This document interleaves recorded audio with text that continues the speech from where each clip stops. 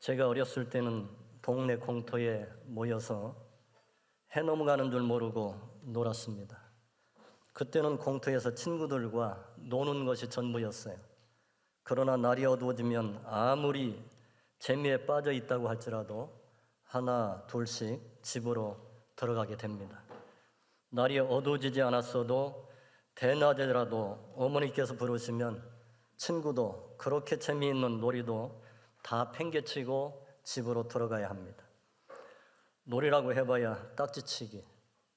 우리 젊은 분들은 잘 모르시겠지만 딱지치기, 구슬치기, 땅 따먹기, 그림자 밟기 이런 것들이 전부였습니다. 딱지를 아무리 많이 따도 어디 쓸모가 없어요. 불쏘시개밖에는. 화장실에도 못 썼어요. 그리고 구슬을 소쿠리에 가득 담겨질 정도로 많이 따도 모형주물이에요. 쓸 데가 없어요. 그런데도 어렸을 때는 그것이 얼마나 귀하고 좋은지 보물처럼 생각했습니다. 하나라도 잃으면 울기도 하고 그렇게 거기에 매여서 살았던 시절이 저의 어린 시절이었습니다. 그런데 어렸을 때는 거기에 목숨을 걸었는데 이 땅에서 이 일이 다 그래요. 아버지께서 오라 하시면 다 놓고 가야 돼요. 그렇게 사랑하는 자식도 놓고 가야 되고 온 생명을, 온 젊음을 다 쏟아서 모아놓은 재산도 놓고 가야 돼요. 제가 작년 1월에 아버님을 97세에 보내드렸어요. 어머니는 그보다 더 10여 년 전에 가셨는데 이제는 내 차례구나. 아버님 세대 가셨으니까 이제는 저의 세대가 다음 차례예요. 돌이켜보면 너무나도 허무해요. 왜 인생이 이렇게 허무한가? 인생이 아무것도 아닌데 아무것도 아닌 인생, 허무한 인생을 우리가 어떻게 이 땅에서 사용해야 될 것인가? 어디에 투자해야 될 것인가? 바울은 고린도전서 1장 11절에 내가 어렸을 때는 말하는 것이 어린아이와 같고 깨닫는 것이 어린아이와 같고 생각하는 것이 어린아이와 같다가 장성한 사람이 되어서는 어린아이의 일을 버렸노라. 우리는 어린아이의 일을 버려야 돼요. 세상에 있는 모든 일들은 제가 어려서 구슬치기 하고 딱지치기 하고 그림자 밟기 하고 땅 따먹기 해서 이루면 그렇게도 마음 아파하고 그랬는데 그거 아무것도 아니라 성장해서 보니까 어른이 돼서 보니까 왜 거기에 목숨 걸었나? 세상의 일이 그와 같습니다. 우리가 하나님을 바르게 알고 인생이 무엇인지 알면 사소한 일에 목숨을 걸지 않습니다. 우리 인생은 그림자와 같습니다. 잠시 해 있을 동안에 그 동안만 있는 그림자와 같은 것입니다. 그래서 우리는 그림자 같은 인생을 살고 있는 것입니다. 우리의 삶이 다하고 나면 돌아가야 할 본향이 있습니다. 하늘 아버지께서 부르시면 우리는 너나 할 것 없이 가야 합니다. 우리는 하나님께서 창조하신 피조물에 불과합니다. 하나님은 오늘날 내가 너를 낳았도다 말씀하셨어요. 하나님의 독생하신 아들 예수 그리스도께서 십자가에서 생명을 주신 대가로 우리를 하나님의 자녀로 삼아주신 것입니다. 그러기에 창조주 하나님은 우리의 아버지가 되시고 우리는 하나님의 자녀가 된 줄로 믿습니다. 그림자 같은 우리의 삶이 다하면 우리는 아버지께로 돌아가야 합니다.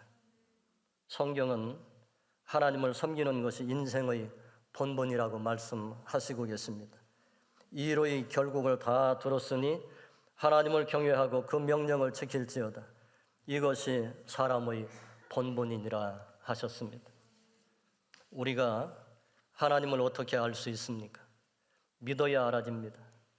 알고 믿는 것이 아니라 믿어야 알아지는 것입니다. 믿고 나면 하나님이 어떤 분인지 깨닫게 되는 것입니다. 믿음은 하나님의 말씀을 들어야 생깁니다. 로마서 10장 17절에 믿음은 들음에서 나고 그 들음은 세상 소리를 듣는 게 아니고 예수 그리스도의 말씀, 하나님의 말씀을 듣는 것이라고, 그리스도로 말미암는 것이라고 말씀하고 계십니다.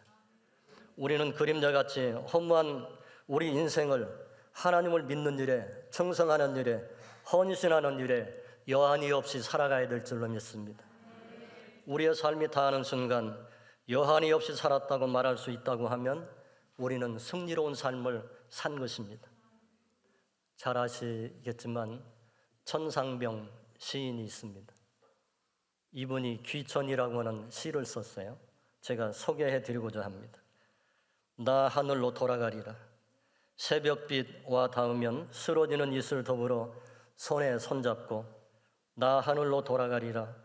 노을빛 함께 단둘이서 기슭에서 놀다가 구름 손짓하면은 나 하늘로 돌아가리라. 아름다운 이 세상 소풍 끝내는 날 가서 아름다웠더라고 말하리라. 우리가 이와 같이 되었으면 좋겠습니다. 우리 사회가 참으로 걱정스러워요. 상식이 통하지 않습니다.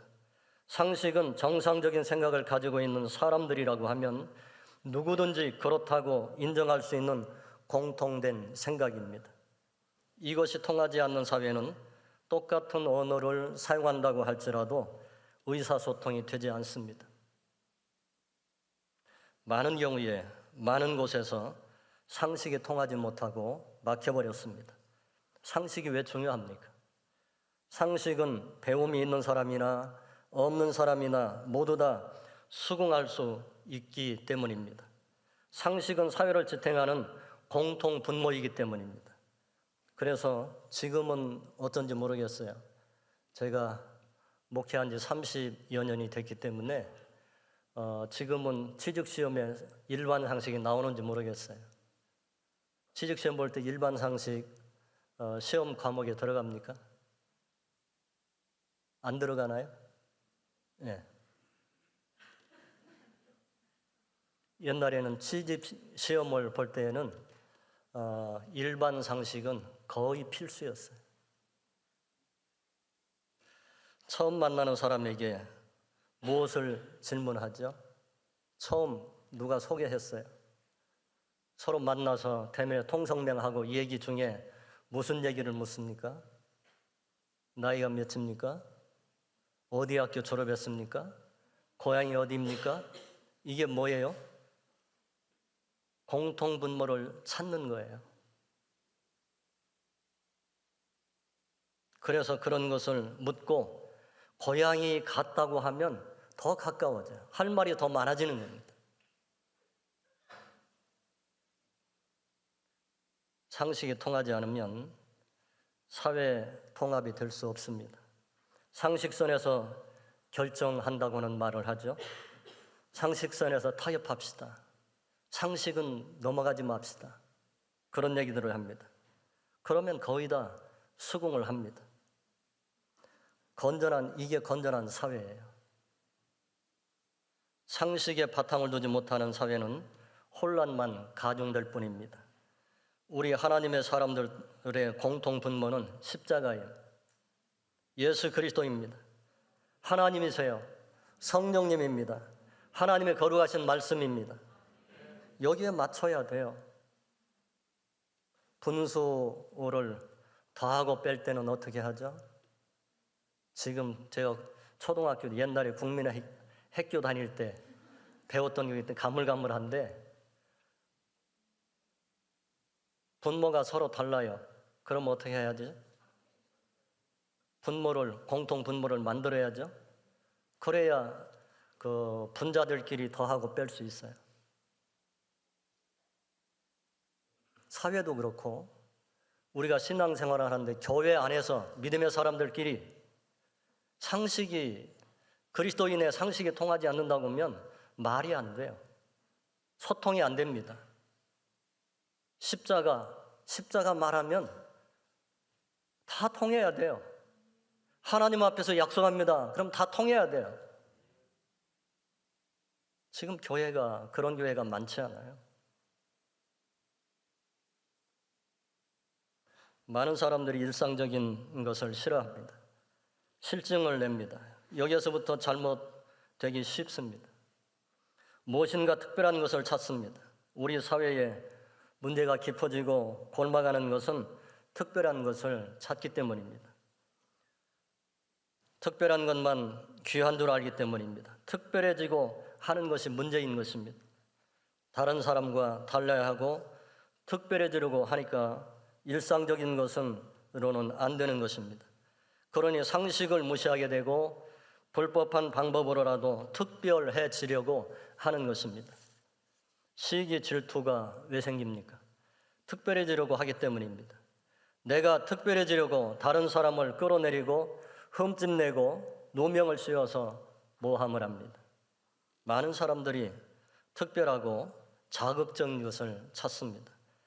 자동차를 운전할 때 사거리를 앞두고 1차선으로 그 차가 진입했다고 하면 이 자동차는 반드시 어디로 가야 돼요? 좌회전해야 됩니다. 좌회전하는 게 맞습니다. 뒤따라오는 차들도 앞차가 좌회전할 것이라고 예측하고 전혀 의심할 것도 없이 따라가는 것입니다. 이것이 상식이에요. 그런데 이 자동차가 사거리 1차선에서 우회전하려고 한다고 하면 뒤따라오는 좌회전해야 될 차량들을 막아버리는 것입니다. 그리고 직진하는 차들을 막아버리는 겁니다. 뒤따라오는 모든 운전자들의 예측이 빗나가는 것입니다. 이래서는 안 됩니다. 상식이 통해야 하고 예측이 가능한 사람이 되어야 합니다. 어린아이들을 럭비공과 같아 그렇게 얘기합니다. 예측이 안 되는 아이들이 어린아이들이라고 얘기합니다. 어디로 튈지 모르는 거예요. 그래서 운전자들은 학교 앞이나 어린이들이 자주 오고 가는 길에는 특별히 조심해야 돼요. 그냥 인도로 가다가도 어느 순간에 갑자기 튀어나와서 차도로 내려올지 몰라요. 예측이 안 되는 아이들이 어린아이들입니다. 상식이 통하는 사람이 되어야 합니다. 알다가도 모를 사람이 되어서는 절대로 안 됩니다. 세상은 상식 밖의 사람들로 넘쳐나고 있습니다. 도저히 해볼 수 없는 사람들입니다. 사람들이 너무 충동적이고 감정적입니다. 충동도 감정도 절제하고 이길 수 있어야 합니다. 사람들이 이와 같다고 할지라도 우리들은 달라야 됩니다. 이것을 다스릴 힘이 없으니까 충동적으로 행동해서 온 사회를 들쑤셔 놓는 것입니다. 신앙생활도 마찬가지입니다. 충동적으로 믿어서는 안 돼요. 감정적으로 믿어서는 안 됩니다. 감정을 의지해서는 절대로 안 됩니다. 감정은 믿을 것이 못 되기 때문입니다. 감정은 변화무쌍해요. 우리 평안교회 성도님들은 감정의 기복이 없었으면 좋겠어요. 하나님 말씀으로 다스려야 돼요. 믿음으로 다스려야 됩니다. 감정을 믿고 감정이 이끄는 대로 가다가 그렇게 가다가는 천국 못 가요. 그래서 교회 출입을 금한 사람들에게 왜 교회에 안 나옵니까? 왜 예배 시간에 나오지 않습니까? 어떤 사람은 기분 나빠서 안 나가요. 감정이 상했다는 얘기예요. 감정 따라가면 천국도 못 갑니다. 감정 따라가지 말고 하나님 말씀 따라가야 합니다. 하나님 말씀으로 감정을 다스릴 수 있는 힘을 키워야 합니다. 하나님의 말씀이 왜 필요합니까? 예측 가능한 사람들의 잘못 가고 있는 길목에 장애물을 놓아서 돌아가게 하는 것입니다. 하나님의 말씀이 장애물이에요. 내가 잘 가는 줄 알고 있는데 거기에 내가 가고 있는 그 길에 하나님의 거룩하신 말씀이 장애물로 놓여 내 가슴 속에 심겨진 거룩하신 말씀이 거기는 아니다. 그래 돌아가게 만드는 거예요. 그래서 말씀이 중요한 것입니다. 우리 성도님들은 오늘 헌신 예배 드리는 우리 모두는 우리 담임 목사님께서 여러분들을 한 사람 한 사람 보실 때 예측 가능할 수 있도록 행동해야 돼요. 혹 삐쳤다고 할지라도 목사님이 권면하고 하면 돌아올 수 있어야 됩니다. 그게 믿음 생활이에요. 이렇게 해도 안 되고 저렇게 해도 안 되고 예측이 안 되는 사람을 다룰 수가 없어요. 아무리 힘들어도, 아무리 어려워도, 아무리 감정적으로 상함이 있다고 할지라도 목사님이 권면하면 이렇게 저 집사님은 이렇게 하면 되지. 그럴 수 있을 만큼 예측 가능한 우리 성도님들이 되어지시기를 간절히 바랍니다. 꽁 잡는 게 매라고 어떤 방법으로라도 복을 받으면 된다고 생각하는 한국 교회와 사회를 중병으로 걸리게 만들었어요. 꽁 잡는 게 매다. 어떤 방법으로라도 돈 벌면 되고 내가 복 받으면 된다. 한국 교회를 병들게 했어요. 한국 사회를 중병 걸리게 만들었습니다. 복을 받아도 정당한 방법으로 받아야 합니다. 돈을 벌어도 정당한 방법으로 벌어야 합니다. 언젠가 LA 흑인 폭동이 있었죠. 그때에 흑인들이 불을 지르고 해서 불탄 가게들, 사업장들이 많이 있었어요. 그런데 보상을 받았어요. 무엇으로 근거해서 보상받습니까? 사업자로 신고해서 내가 이런 소득이 있습니다. 그래서 정확하게, 정직하게 소득을 신고한 사람들은 그만큼 보상을 받은 거예요. 그런데 소득을 숨기고 거짓으로 신고한 사람들은 신고한 만큼밖에 받지 못했어요.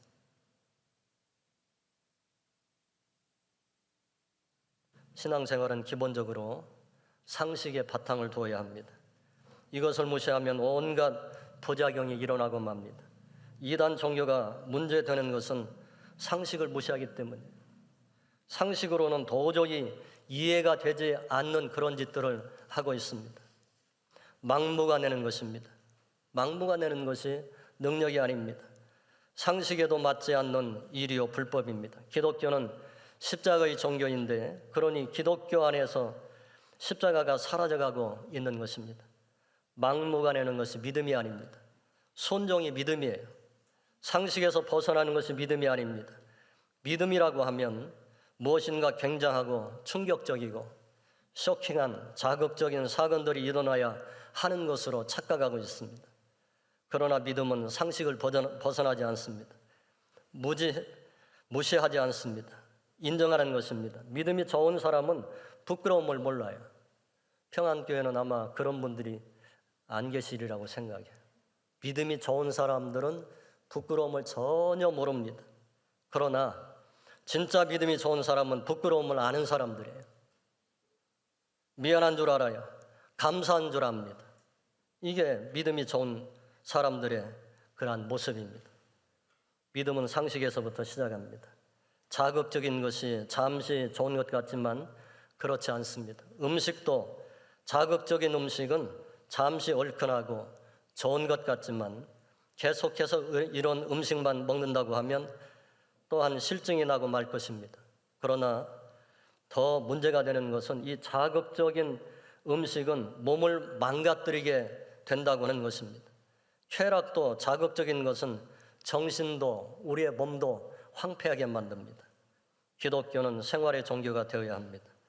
요즘 과학을 해도 생활과학이 되어야 하고 그리고 체육을 해도 모든 사람들이 함께 즐길 수 있는 생활체육이 되어야 합니다. 생활과 상관없는 학문은 죽은 학문이요 생활과 동떨어진 종교는 죽은 종교인 것입니다. 가랑비에 옷 젖는다 하는 말이 있습니다. 가랑비가 아니라 이슬비만 오래 맞아도 옷이 젖습니다. 한꺼번에 쏟아지는 소나기는 땅속까지 적시지 못하지만 가랑비라도 하루 종일 내리면 땅속 깊이 스며들어서 농사짓게 만드는 일에 부족하지 않습니다. 우리 신앙생활이 이와 같게 되시기를 간절히 바랍니다. 예레미야가 3장 33절에 보면 주께서 인생으로 고생하게 하시며 근심하게 하심은 본심이 아니시로다 그렇게 말씀하시고 있습니다. 사람들이 고생하지 않으면 생각이 없어져요. 생각하지 않습니다. 고생이 없으면 생각이 깊어지지 않습니다. 그래서 고생이 있고 근심이 있는 것은 생각 좀 해라, 생각 좀 하면서 살라고 하는 것입니다. 그래서 사람들도 그런 말을 하죠. 눈물 젖은 빵을 먹어보지 않은 사람과는 인생을 논하지 말라. 눈물 젖은 빵을 먹고 힘들고 어려운 고난의 세월을 보낸 사람들이 생각이 깊어지고 인생이 깊어지는 겁니다. 하나님은 때로 우리들에게 힘들고 어려운 일을 만나게 그냥 두시기도 하시지만 그것으로 끝나는 게 아니에요. 우리를 더 깊이 있게 인생을 깊이 있게 만드시기 위해서 하나님께서 우리에게 그러한 일들도 허락하시는 것입니다. 왜 고난이 따릅니까? 하나님의 연단 과정이요 훈련이라고 생각하면 좋겠습니다. 나비가 하늘을 나는 것은 그냥 되는 게 아니에요. 천신만고 끝에 온몸을 부르르 떨면서 번데기에서 기어 나와서 젖은 몸이 마른 다음에야 하늘을 날아가는 거예요. 그러기 전에 군뱅이에서 얘들이 3년, 길게는 10년 넘게 군뱅이로 땅속에서 살다가 번데기가 되어 나오는 겁니다. 번데기에서 나비가 나올 때도 그냥 쉽게 나오는 게 아니에요. 온 힘을 다해서 생명을 다해서 목숨 다해서 부르르 떨면서 기어 나오는 겁니다. 나비가 번데기에서 나오는 것이 애처롭고 불쌍해서 번데기를 싹둑 잘라서 꺼내준다고 하면 이 나비는 날지도 못하고 죽고 말 것입니다. 나비가 온몸을 떨면서 기어 나오는 과정이 날개에 하늘을 날 수 있는 힘을 만드는 것입니다. 그래서 그냥 둬야 돼요. 연단의 과정이 없다면 힘을 얻을 수 없어서 성공할 수 없습니다. 일이 꼬이고 어려운 일을 만났을 때 가장 조심해야 될 것이 우리의 말입니다. 노예는 자기 입에서 300m의 실을 뽑아서 자기 몸을 감쌉니다. 이와 같이 우리 사람들은 자기 입으로 하는 말이 자기 인생을 지배하게 되어서 실패도 하기도 하고 성공도 하게 만듭니다. 뇌소표의 98%가 자기가 뱉어낸 말의 지배를 받는다, 그런 학자들의 얘기가 있습니다. 말은 행동을 유발하는 능력이 있습니다. 말이 뇌세포를 자극하고 뇌세포는 척추를 자극하고 척추신경은 행동을 하게 만든다고 하는 것입니다. 말은 부정이냐 긍정이냐에 따라서 사람의 운명을 좌우합니다. 우리 입에서는 무슨 일을 만나든지 복 있는 말, 성공적인 말, 긍정적인 말, 성경의 언어, 생명 언어, 믿음의 말을 해야 합니다. 우리가 알거니와 하나님을 사랑하는 자 곧 그의 뜻대로 부르심을 입은 자들에게는 모든 것이 합력하여 선을 이루느니라. 모든 것이 저절로 선을 이루지는 않습니다. 모든 것이 합력이 되어져야 선하게 되는 것입니다. 하나님을 사랑하는 자들에게 이런 일이 있습니다. 하나님을 사랑한다고 하는 말은 믿는다고 하는 뜻입니다. 하나님을 어떻게 사랑합니까? 믿는 것이 사랑하는 거예요. 하나님 혼자 하시는 것이 아닙니다. 하나님을 사랑한다고 하면, 하나님을 믿는다고 하면 기도합니다. 그래서 야고보서 5장 13절에 너희 중에 고난을 당한 자가 있느냐? 그는 기도할 것이요 즐거워하는 자가 있느냐? 그는 찬송할지니라 하신 것입니다. 어려운 일이 있으면 기도하고 좋은 일이 있으면 감사하라고 하는 말씀입니다. 쉬지 말고 기도하라. 범사에 감사하라. 중동 지방에서 가장 유명한 것이 양탄자입니다. 처녀가 시집가기 전에 수년 동안 양탄자를 만들어서 시집갈 때 가지고 간다고 합니다. 그런데 양탄자의 뒷면을 보면 양탄자를 다 만들기까지의 모든 과정이 어떠했는지를 면밀히 세세하게 볼 수가 있습니다. 실타래가 얽히고 설킨 그러한 것, 그리고 바늘로 자기 손을 찔러서 피가 묻은 것도 있고, 뒷면만 보면 실패한 작품 같이 보입니다. 그러나 뒷면은 그럴지라도 앞은 아주 훌륭한 작품으로 완성된 것입니다. 마찬가지입니다. 우리 인생도 마찬가지입니다. 아픔이 없는 인생이 어디 있겠습니까? 어려움이 없는 사람이 어디 있겠습니까? 그러나 어떤 사람에게는 그것이 걸림돌이 되지만 모든 것이 합력하여 선을 이루시는 하나님께 맡기면 상처가 아니라 걸림돌이 아니라 하나님께서 우리에게 그것을 디딤돌로 만들어 주시고 성공을 위한 디딤돌로 하나님께서 쓰시는 줄로 믿습니다. 이렇게 되기 위해서 기도하고 감사해야 될 줄로 믿습니다. 아무쪼록 우리 모두 우리 인생은 헛것 같고 잠시 있다 없어질 안개 같고 풀 끝에 맺힌 이슬 같은 것입니다. 이와 같이 허무한 인생을 우리가 어떻게 살아야 되겠습니까? 잘 믿으면 잘 사는 거예요. 하나님을 인정하고 살면 잘 사는 것입니다. 금년 1년 하나님께서 우리에게 귀한 직분을 허락해 주셨는데 하나님 더 잘 믿기 위해서 더 하나님께 영화롭게 해드리기 위해서 우리의 온 힘을 다해서 하나님 말씀 따라가고 감정을 의지하지 말고 하나님 말씀 따라가고 하나님 말씀 의지하고 성령님 인도하심 따라 믿음으로 승리하시는 우리 모두가 되어주시기를 간절히 바랍니다. 기도드립니다.